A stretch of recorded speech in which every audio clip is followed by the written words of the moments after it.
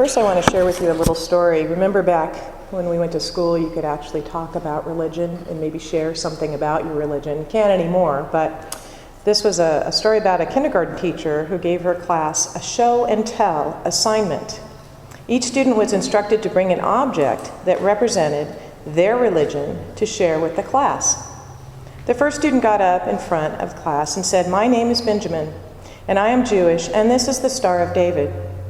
The second student got up in front of the class and said, "My name is Mary. I'm a Catholic, and this is a rosary." And the third student got up in front of the class and said, "My name is Tommy. I'm a Baptist, and this is a casserole." We have a lovely lady at work who we jokingly tease her all the time. We had the funeral that we were planning for the fallen officer. Our office does emergency services, and so we were helping to plan all this. And there were all of these police officers from many, many agencies around the county. And I looked at Melba and I said, I'll bet your women's auxiliary could have this done like that. All of them fed, all of them taken care of. She's an amazing woman, and she's able to just organize and put together. So it was an interesting experience, and one that I am very honored to have been a part of, because they did an amazing job for that fallen officer. So today we are talking about living in your zone of genius, and for the past 4 weeks we've really leapt into a fuller expression of our own divine power of magnificence, a greater experience of connection, aliveness, happiness, love, creativity, and abundance, and a life that is simply easier. In other words, we've leapt into our zone of genius. Really, our God zone. I like that. That sounds good to me. Our God zone. Following the profound guidance provided in this book, The Big Leap, Conquer Your Hidden Fears and Take Life to the Next Level. And this is by Gay Hendricks. I do have a couple copies for sale if you're interested in them. It's an absolutely amazing book. So expressing our genius is expressing God, because God expresses as us, right? And it's expressing our good, where we are productive, happy, on purpose, and we are a blessing to the world. So this has really had an impact on me, definitely, for the last few weeks that I've been reading this book and writing these talks. And I hope that it's been impactful for some of you as well.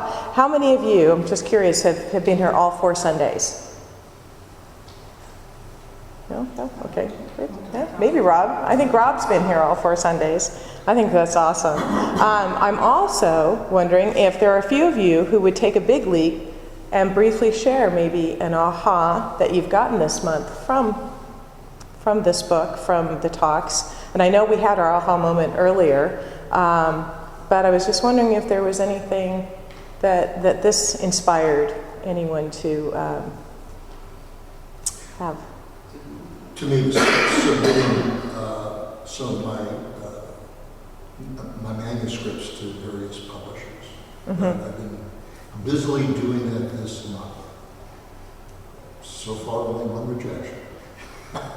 And not expecting any more.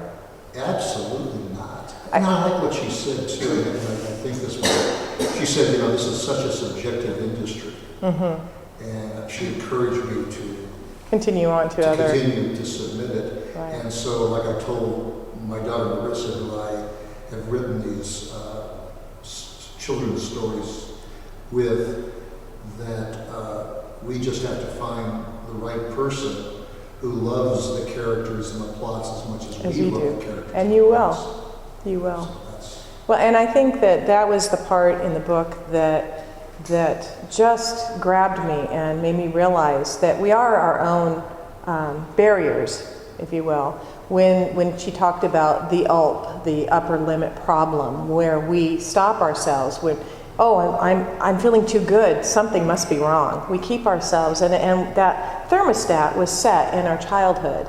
And I thought about that, and I can vividly remember times when I was definitely told not to feel as good as I was feeling. And that was shocking to think about that, because I hope I never said that to my children. And Suzanne said something that stuck with me too, is that when you're feeling good, feel even better.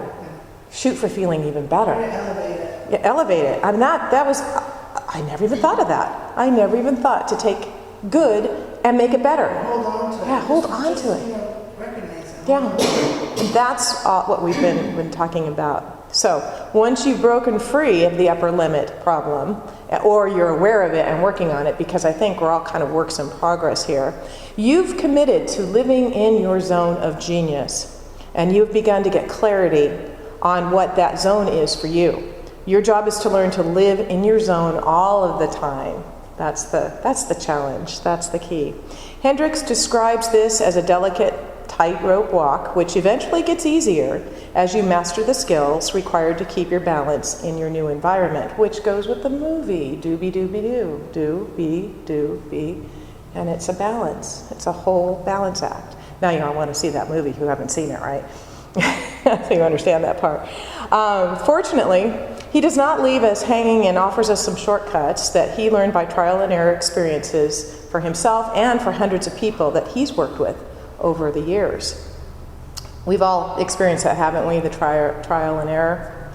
There was one time there was this interviewer who asked a successful businessman to what he attributed his success.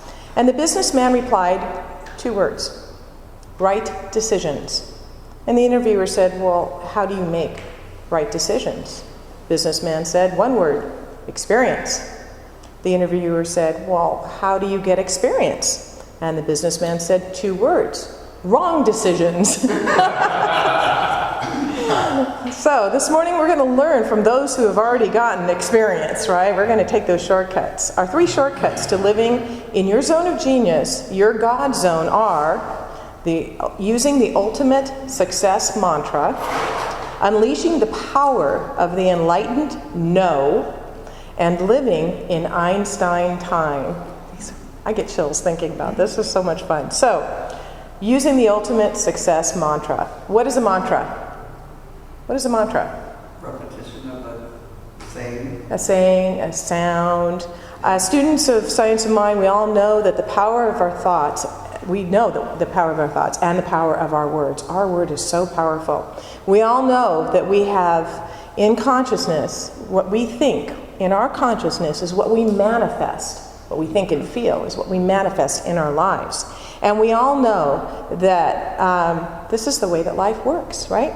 So let's use the way life works to help us live in our zone of genius. Hendricks writes, the ultimate success mantra is a comprehensive intention that you use to center yourself in your zone of genius.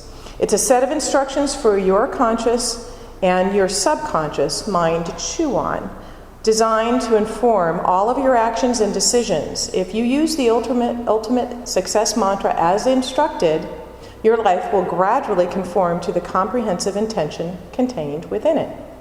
So I want you to mount a gentle but unstoppable offensive against old conditioning, and the universal success mantra is the best way that I found to do that.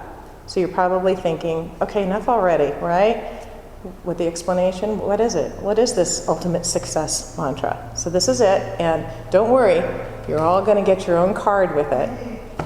It is, I expand in abundance, success, and love every day as I inspire those around me to do the same. How simple. Yeah, very profound, isn't it? This mantra directly counters whatever your ULP, what does ULP stand for? Upper limit problem, right? May be. And this mantra is like an antidote to the years of conditioning and programming that convinced you that you don't deserve or can't attain full success. So you can use this in 2 ways. You can use it in meditation. You can use this as your mantra. You know, mantras, you say the mantra to get you in that state, and then when you notice your mind wandering, you say the mantra again and bring yourself back, and it helps you stay focused. And he talks about meditating for 14 hours, and I'm thinking, now he only meditates for half an hour, and I go, wow, 14 hours, that would be, and he said, I'll tell you, my mind wandered all the time, brought it back with the mantra. So that's what you use. And the second way you use it is in your daily life. You repeat it and you make it a part of your daily thought stream. You use these cards, you put it on sticky notes, you place it in strategic locations as reminders. If you've got a dry erase pen, you write it on your mirror so you see it first thing every morning.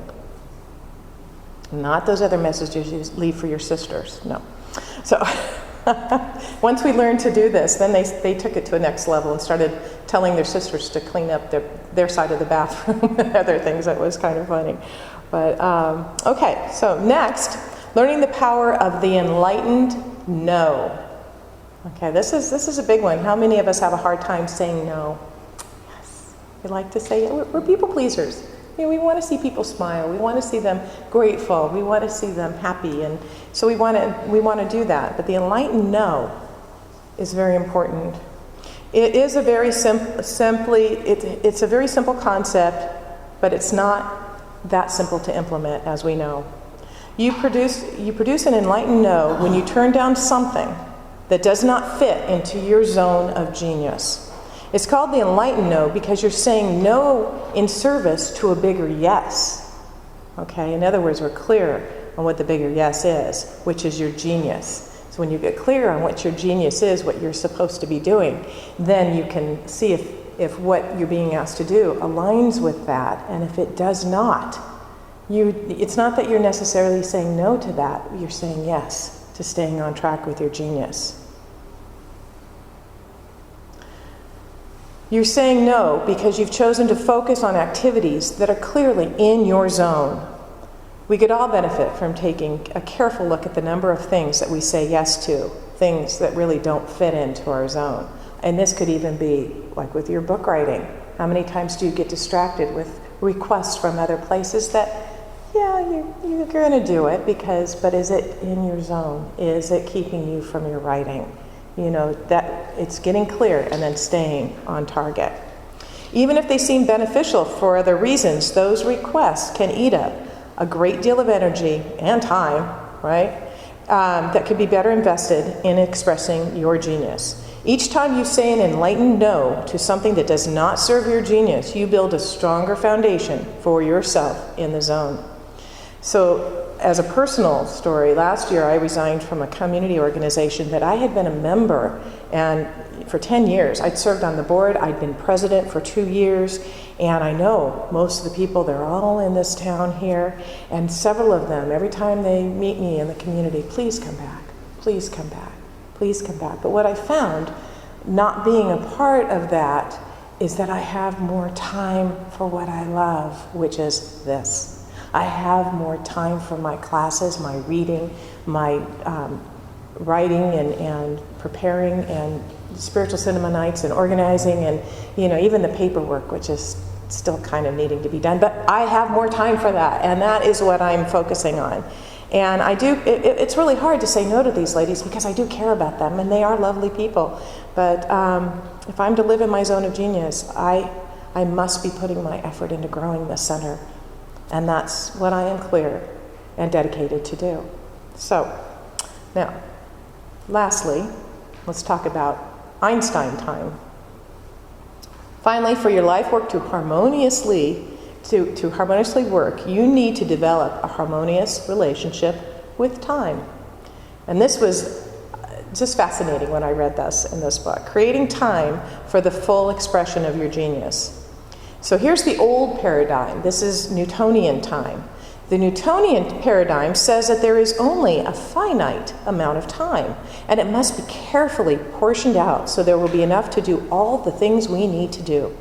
This paradigm looks at time outside of us, separate from us, and assumes that there is either a scarcity of time, which leads us to an uncomfortable feeling of time urgency inside of us, or too much time, which leads us to boredom and frustration. We've all experienced both of those, haven't we? If you've ever thought that way about time, well, join the club.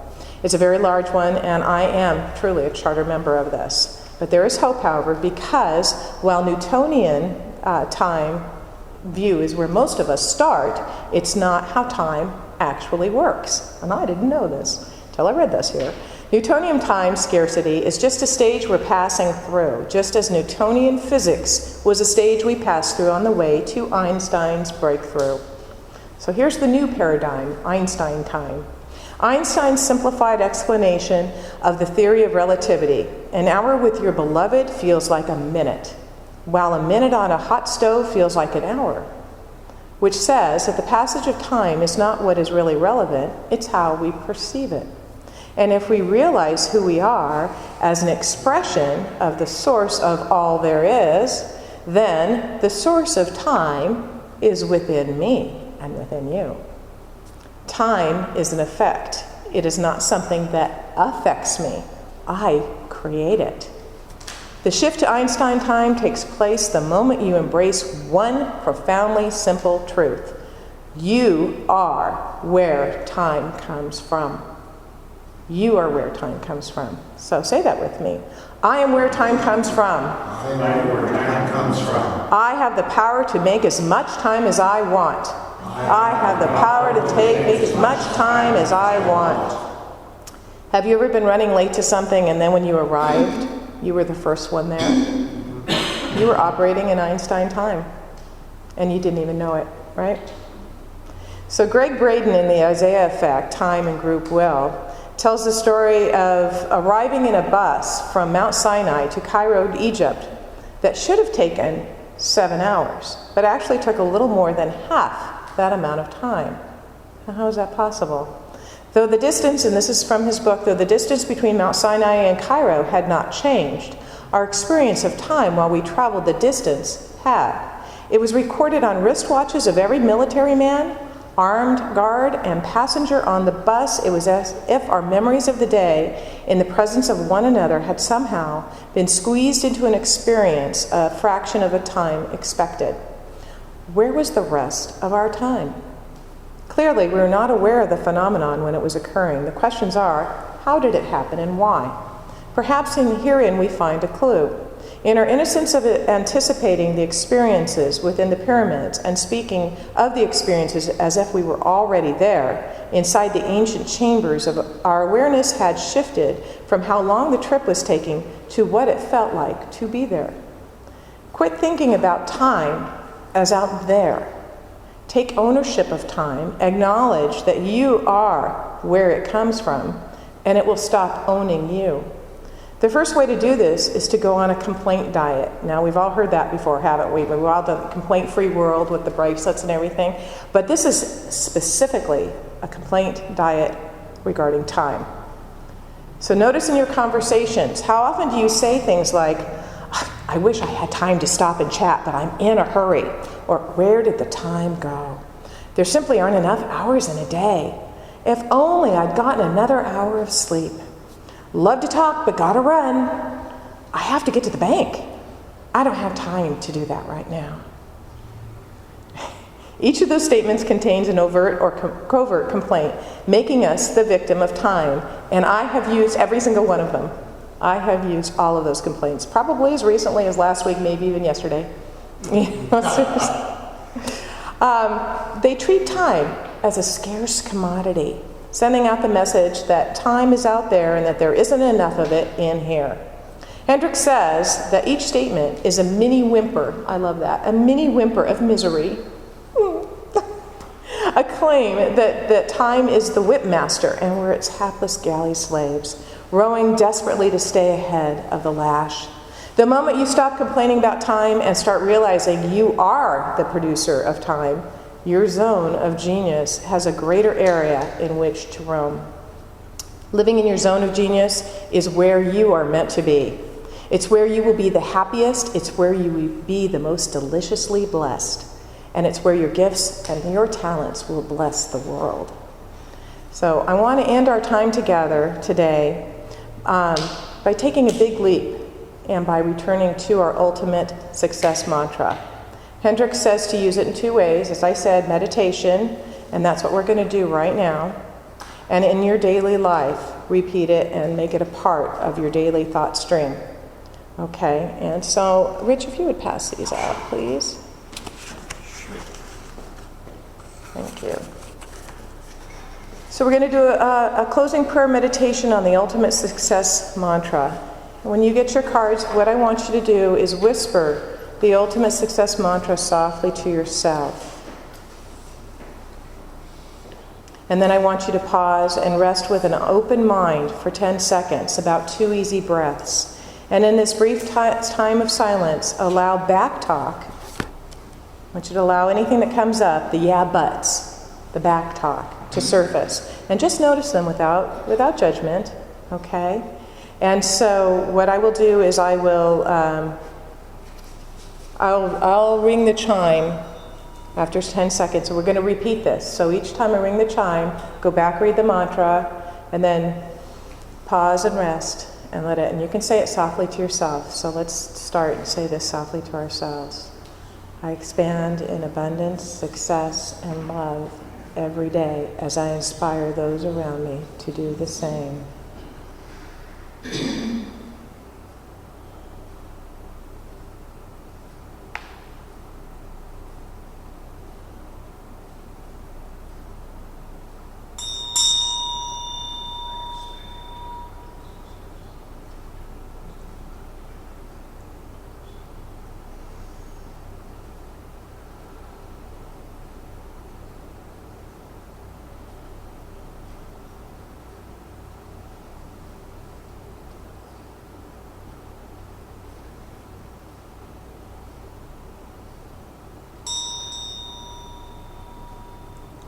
Expand in abundance, success, and love every day as I inspire those around me to do the same.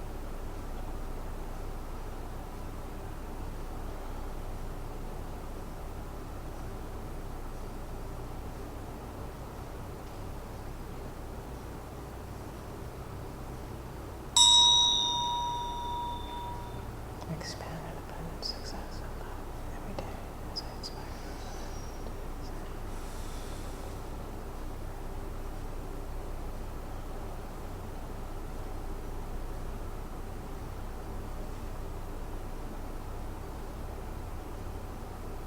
Last one. Expand in abundance, success, and love every day as I inspire those around me to do the same.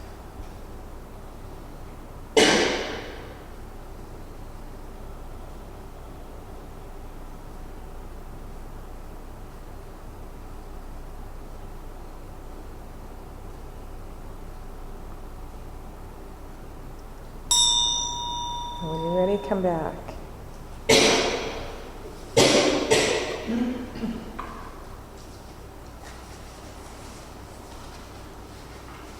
I would like to end with a quote from Ernest Holmes, and this is from the Science of Mind magazine in 1974, slightly edited.